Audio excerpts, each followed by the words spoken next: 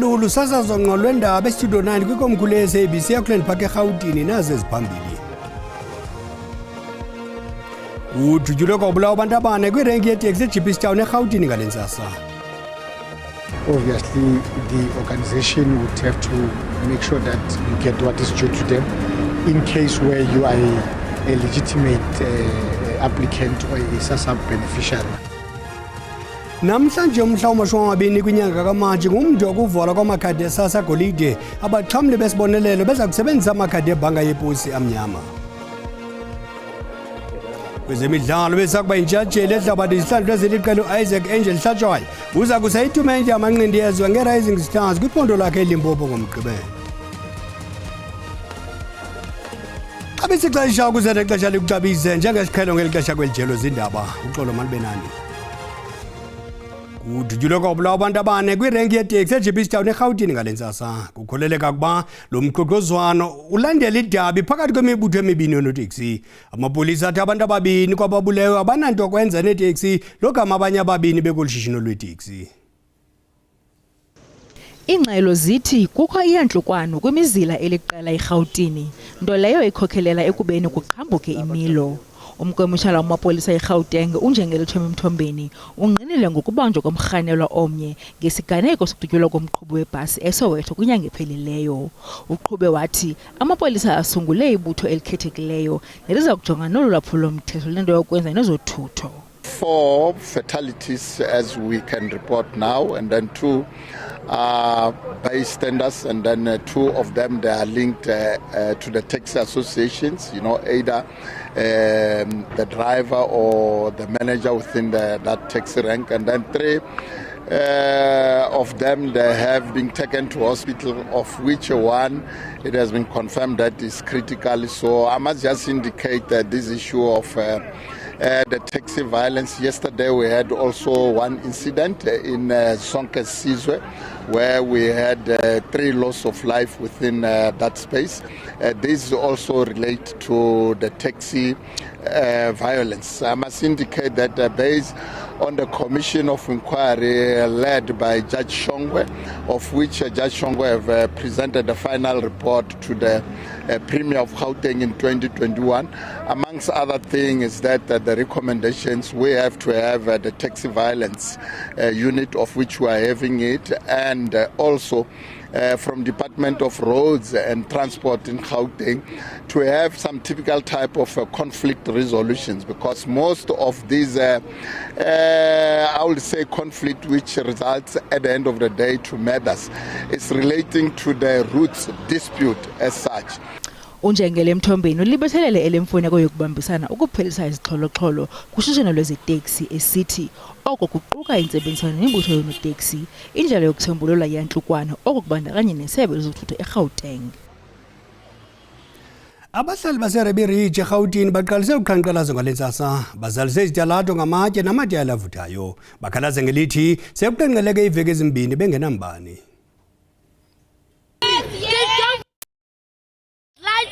Nothing in that community. We are sick and tired. Our people are dying here. So what happens is that they are using subcontractors that they say there's been issues to. They are subcontractors that are unqualified, working on our cables. As you can see, once they lay a cable now, in the next, as soon as there's rain coming, the electricity, then our electricity trips again. So they are definitely failing us at this present moment. Abakwantsasa nasele bezalisele ngingqi yaseRuby Ridge eGauteng logama abahlali bezalise izitalato besithi kwanele ukumisa kwabongqingo qhankqalazo inkqubo zesiqhelo kule ngingqi likhwelo elibika imbilini yabo kwiziko elithwele uxanduva lokuvuselela umbane wabo. Kambe ke bazityandikila ngelithi abathatyathelwa ngqalelo kwaphela ngoba iintambo zombane kule ngingqi zisoloko zilungiswa kuthi kungentsuku ngaphi ziphinde zonakale. Kungoku nje bejijisana nengxoba kaxaka yokungabi nambane kukusilela kwenkonzo zokufakwa kwentambo zombane ezintsha. Iarhente yezibonelelo iSASSA ithi iza kulomeleza uphando lwayo ngabaxhamli bezibonelelo abatyelwe imali zabo kwilizwe jikelele. Umhla wama-20 kule nyanga namhlanje ukutsho uphawula umda wokutshintshwa kwamakhadi ambala ugolide kutshintshelwa kwamnyama ePost Bank. Ukanti kubanjwa abarhanelwa abangaphaya kwe-10 aboyanyaniswa norhwaphilizo lwezibonelelo olubalelwa kwimali engaphaya kwe-260 million rand. Sele ekalile ukufumana iziphumo kuphando lwawo amagosa eSASSA kwingingqi yaseRhawutini apho afumanise amaxwebhu angaphaya kwama-200 aneziphene abaxhamli bezibonelelo. Bathi luliseza kunabela nakwamanye amaphondo oluphando. Le arhente ikwathembise ukubuyekeza amaxhoba atyelwe imali. If you have been defrauded and it's not out of your own making, obviously the organization would have to make sure that you get what is due to them. In case where you are a legitimate applicant or a SASSA beneficiary. Abarhanelwa abalishumi abanxulunyaniswa norhwaphilizo lwezigidigidi zerandi bathe muku kwinkundla kamantyi yaseLenasia kumazantsi eRhawuti ngomvulo. Umrhanelwa we-11 usagcwele amathafa. The police are going to pursue her, and once she gets arrested, I think it can have implications in terms of bail applications and so forth. We are appealing to her as a colleague that you are innocent until proven guilty by the court of law. It's not necessary for you to run away from the police. You are just making your life unbearable. You are just making things very difficult for yourself. Umbutho wamalungelo oluntu iNot in My Name International utahuzise kwabasemagunyeni baluvule uphando lwabo luquke nezinxibamxhaka ekusenokwenzeka kuba ziphembelela olurhwaphilizo.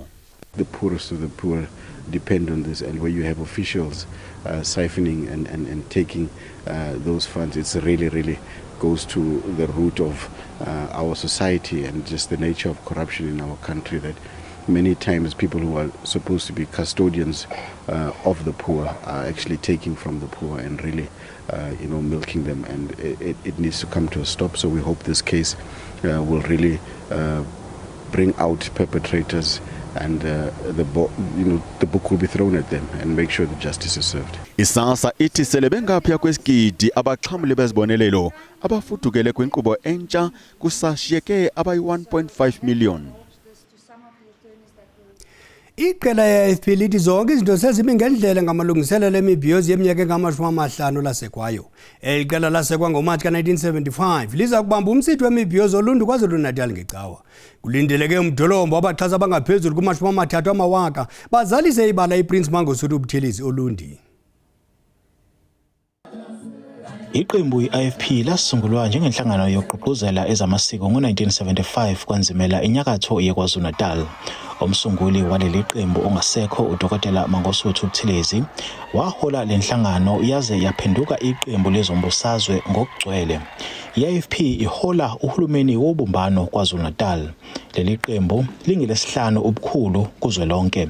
Umhlaziyi wezombusazwe uSolwazi Bheki Mngomezulu uthi yize ziningi izathu zokuthi leli qembu lisingathe imicimbi yokubungaza leminyaka engama-50 lasungulwa, kepha kumele abaholi balo bagweme ukudala uqhekeko. Into mhlawumbe iqembu kufanele liqaphelisise kahle ukuthi abaholi bangabangi ikhundla kunalokho bagxile ekutheni iqembu balikhulisa kanjani liye phambili. Ngo-2019 wayengunobhala jikelele waleli qembu uMnumzane uVelenkosini Hlabisa wakhethwa njengomholi weqembu ethatha izintambo kumsunguli walo uDokotela uButhelezi. I-AFP inongqongqoshe ababili namaphini amabili kuhulumeni kazwelonke. Leli qembu lithi lizokukhumbula labo ababa nesandla ekusungulweni kwalo. Sizohamba siyoba nomthandazo libeni lo kaBishop Alpheus Zulu owabe ngusihlalo womhlangano ngomhla ka-21 March 1975 lapha kwaNzimela. uArchbishop Zulu ufike khona lapha kwaNzimela. Kuyokwenzeka okufanayo ngomhla ka-23 ekuseni, nalapho siyohamba siye kohlonipha umntwana waPhindangeni. I-AFP ithi izokusingatha ke eminye imicimbi yokubungaza ukusungulwa kwayo nakwezinye izifundazwe. leli qembu kulindeleke ukuthi lisingathe inqunquthela yalo yokukhetha ubuholi ngasekupheleni kwalonyaka. NginguSimphiwe Makhanya wezindaba ze-SABC ngiseThekwini.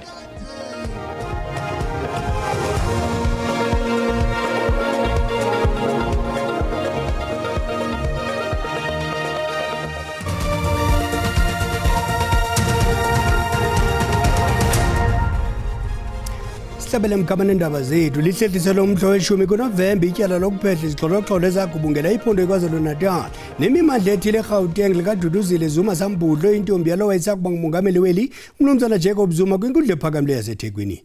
Intatheli yethu Simphiwe Mfoka Makhanya bezindlebe namehlo ethu enkundleni.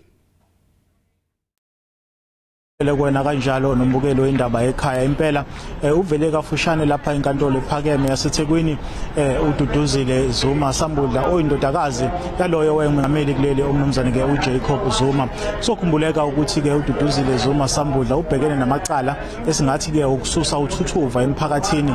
Lokhu kumayelana ke nezibhelu ezenzeka lapha esifundazweni kwaZulu-Natal ngo2021 kanjalo nasesifundazweni ke eGauteng ngemuva kokuboshwa kwakhe ke loyo wayengumongameli kuleli uMnumzane ke uJacob Zuma. Namhlanje ke okwenzekile ngaphakathi enkantolo ukuthi labo ke abamele uDuduzile Zuma Sambudla batshele ijaji ukuthi ke base inhlelweni zokuthi ke benze izethulo kumqondisi jikelele wabashushisi kuleli uadvocate Shamila Batoyi zokuthi ke asuswe lamacala abhekene ke nawo uDuduzile Zuma Sambudla. Ngakolunye ke uhlangothi umbuso wona uthi usukulungele ukuthi ke luqale licala liqulwe no themba ke ukuthi ke uzokwazi ukuthi ke lokhu kwenzeke ngempumelelo. Ijaji ke sebesikipha ke isinqumo sokuthi ke ngomhla ka14 kuAugust akube inalokho okwaziwa ngokuthi ke i-pre-trial hearing nalapho kukhona ke ekuzobe zombili lezi inhlangothi seyihlangene malungana nokuqinisekisa ukuthi ke okusuka ke manje masequlwa ke icala kuzohanjwa kulandelwe imiphi imigudo ukucacisa ke kabanzi esingathi ke ileyo mniningwane. Kepha esikwaziyo ke manje ukuphumile enkantolo isinqumo salo ijaji ukuthi ke ngoNovemba mhla ka10 ila khona ke kulindeleke ukuthi leli cala elikaDuduzile Zuma Sambudla liqale ngokusemthetheni ukuqulwa. Kuzokhumbuleka ukuthi ngesikhathi evelile enkantolo wadedelwa ngesingathi isexwayiso namhlanje ke inkantolo iphinde ke yamkhumbuza ukuthi ungaphandle ngesexwayiso bebefikile ke esingathi ilabo abeseka iqembu umkhonto wesizwe ukuzomeseka lapha enkantolo phakathi kwabo kubaholi ke bebukaza lonke beqembu sibalula uMnumzane uNkosinathi Nhleko ongusihlalo walo iqembu nabe bebefikile lapha enkantolo ukuzomeseka. Kepha ke uMnumzane ke uJacob Zuma bengafikanga kanjalo ke nobhala walo iqembu kuzolonke uMnumzane ke uFloyd Shibambu. Yilokho ke singakubeka kuleli qophelo sathi intambo sibusele kwenegoli. Umphathi wemfundo esiseko uSifiwe Gwarube uthi isebe lakhe lisijula ijacu oqinisekiseni ukuba amagumbi angasese angagunqulwayo ayaphela tu kweli. Umphathi waGwarube unikezele ngezindlu zangasese kwizikole ezahlukeneyo eMpuma Koloni. Ziliqela iziganeko zokutshona kwabantwana kumagumbi angasese ayimingxunya kwiindawo ezahlukeneyo kwiphondo eMpuma Koloni. Isebe lezemfundo lithi lisebenza nzima ukuqinisekisa ukuba aphela nya lamagumbi angasese oluhlobo. Kambe ke umphathiswa wemfundo esiseko uSifiwe Gwarube uthe kubalulekile ukuba banikezele ngalamagumbi angasese phambi kosuku lwamalungelo oluntu kuba ugutyulo lwelindle ngokukhuselekileyo nesidima kuphakathi kwemiba eqaqambileyo kumgaqo siseko weli. Today I'm here in the OR Tambo district in the Eastern Cape. It's a very rural district. In fact, over 90% of the villages here have no running water. This is one of the districts that has really struggled with eradicating of pit toilets and particularly also other inappropriate infrastructure. But what is really, really good is that they haven't said simply because they don't have water that they are not going to provide dignified sanitation. This is a waterless solution.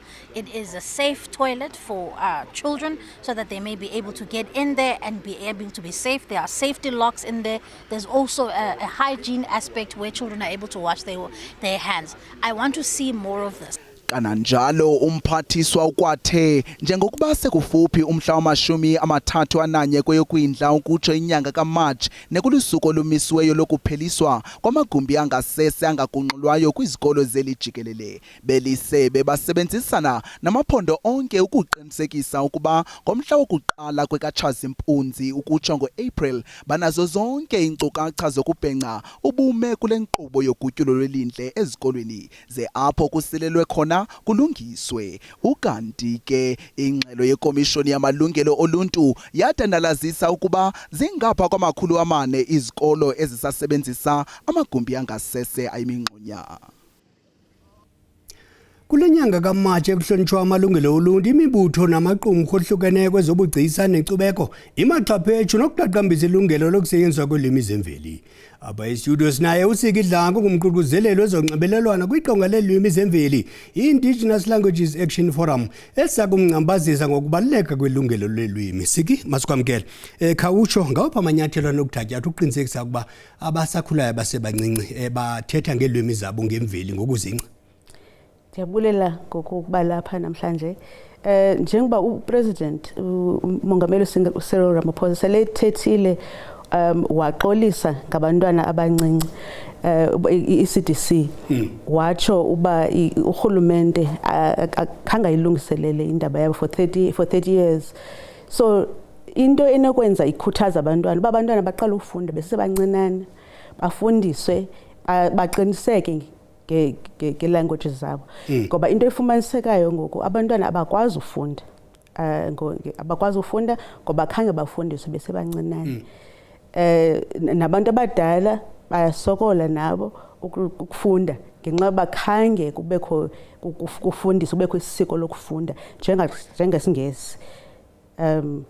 So into inokwenza uba kuqiniseka abantwana uba nabantu babakwazi uqiniseka ngelwimi lwabo kunyanzelekile uba kubekho isiko lokufunda njengeXhosa neZulu njalo njalo. Isingesi ufumanisa uba incwadi ezininzi nasesikolweni nabantwana bafunda nee-textbooks zesingesi yonke into umuntu ufana ayiguqulele. So loo nto leyo yenza nababhali ababhala ngolwimi bangakwazi ukuthetha ukuthengisa nencwadi zabo ngoba abanabafundi bayakhalaza nabo bathi noba babhalile incwadi zabo azifundwa ngoba abantu abafundi abantu abathetha ulwimi kodwa abathetha isingesi bayasifunda and loo nto yenzelwa ngenxa yokuba akufundiswa. So xa ungafundiswa usesebancinane uqheliswe ukufunda izawuphinde loo nto leyo kungabikho neencwadi ezifundwayo ngoba abantu abaqhelanga. So loo nto nasemakhaya abazali abafuna abantwana babo abazali abafuna abantwana babo bathethe isiXhosa. Kwiqonga leli nibalasela ngokuphembelela imisebenzi yobugcisa, ukubhala, ukuphanda nokuvula amathuba ngeelwimi zemveli. Ungakhuthaza uthini mayelana neentetho ezitheni zokuba icandelo lobugcisa liqaqambisa nje igama lomntu ashiyeke ngena nzuzo isisigxina? Indaba ye-arts yona kuthiwa ndikhe nathetha nomntu we-Afrikaans sithi abantu be-Afrikaans babekade besapotwa ngurhulumente wabo ngaphambili kodwa ke kwathi uba isuke loo nto leyo bahlupheka. So ngoku ithethe loo nto leyo uba kuthiwa into ye-arts ibalulekile uba ewe urhulumente kubekho ii-grants ezikhoyo ezinikwayo ezizoseka abantu ababhalayo njalo njalo zibekho, kodwa kubalulekile nabantu bakwazi ukuzimela ngokwabo ngoba xa kutshintsha imeko kuzaphinda kuqalwe phantsi futhi. So abantu fanele kubekho ii-grants kodwa kubalulekile at the same time abantu bakwazi ukuzenzela kungaxhonyekwa kakhulu apha urhulumente. Xesha linomona sibamba ngazibini Siki. Kwezemidlalo bese kuba intshatsheli ehlabathi izihlandlo eziliqela uIsaac Angel Hlatshwayo uza kusa itumente yamaqindi eyaziwa nge-Rising Stars kwiphondo lakhe eLimpopo ngomgqibelo. iHlatshwayo Boxing Promotion isindleka itumente yezophuhliso equka imilo esixhenxe kwiholo laseMalamulele emva kwemini ngomgqibelo. uHlatshwayo imbethi maqindi yathatha umhlala phansi eyalwa ukuqala kunyaka ka-2000 yazikhulula igloves zokulwa ngo-2013. Emva kweshumi leminyaka uyabuyela umdlalo wamanqindi eMalamulele, idolophu echazwa ngabathandi bezemidlalo njengelinye lamakhaya alomdlalo kwilizwe. Lo mmandla uvelise intshatsheli ezifana noJeffrey Mathebula kudidi lwe-IBF Junior Featherweight noCassius Shaigai Baloyi ekuphela kwembethi manqindi yalengingqi eyaphumelela intshinga ezintandathu kwindidi ezintathu ezahlukeneyo. Umthelekiswa letumente uIsaac Angel Hlatshwayo wabamba intshinga zehlabathi e-IBF ne-IBO egameni lakhe naye ngowasemalamulele kwimbethi manqindi ezili-14 eziza kuthatha inxaxheba kule tumente, 10 lazo zezaseLimpopo. I've done this for the people of Limpopo, my home, and of course mostly importantly our boxers. I want them to mostly fight here at home. Kusenjalo naye uhulumende wephondo iLimpopo uye waphinza uqinisekisa ukuba le tumente iyimpumelelo. Isebe lezemidlalo lithi liseza kutekela bucala imali ukuvuselela lo mdlalo. Itumente iqala ngensimbi ye-10 malanga ngoMgqibelo. Qonqololo ziyaguqa ziyakhothama ezasemini nje masikhongozele ezensimbi yesixhenxe kwangolulu kapha makube chusibele.